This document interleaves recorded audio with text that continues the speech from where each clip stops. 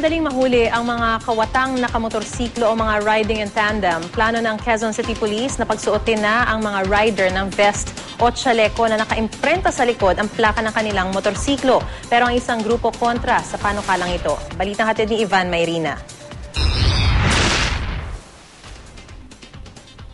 Sa mga krimeng sangkot ang mga suspect na nakamotorsiklo o yung riding in tandem, madalas hindi na napaplakahan ng mga motorsiklo dahil sa liit ng plaka. Kaya gusto raw ng Quezon City Police na pagsuotin ng mga rider sa lungsod ng vest o chaleco kung saan nakaimprenta sa likod ang plaka ng dalang motorsiklo. Voluntaryo lang daw ang pagpapasuot nito mula sa Sabado, pero nakabinbin sa ngayon sa Konseho ng Quezon City ang panukalang gawin itong mandatory. Without a regulation, without a law, without a city ordinance, hindi natin matilit. Parang lang ito, sinabihan lang natin ng mga mamayan, tumulong kayo kasi ang crime prevention, sama-sama tayo. Ang mga voluntaryo magsusot ng vest, kailangan magparehistro ng sarili at ang dalang motorsiklo sa Quezon City Police. May pakinabang naman daw sa programa mga voluntaryo na sa ngayon ay nasa 1,000 na ang bilang. Sa dami ng tumatakbong mga motorcycles, kung may nangyari, dapat check mo lahat ito.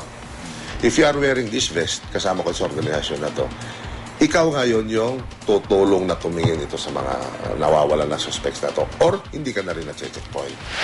Kabilang ang mga miyembro ng Sitio Mendez Baysa o SMB Motorcycle Riders sa mga lumahok na sa programa.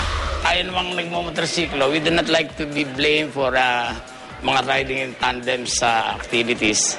So we decided to cooperate.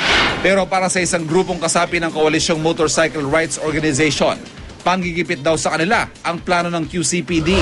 It is discriminating against a legitimate rider, motorcycle rider, dahil para bang sinasabi mo criminal ka na kung hindi ka magbe-vest with plate number at the back. Diba? Who are you to tell me that I'm a criminal if I just don't wear your vest? Kaya ang paglulunsad ng vest sa Sabado, tatapatan nila ng protesta. Handa rin daw silang dumulog sa korte para ipabasura ang ordinansa sakaling maipasa ito. Ivan Mayrina, GMA News.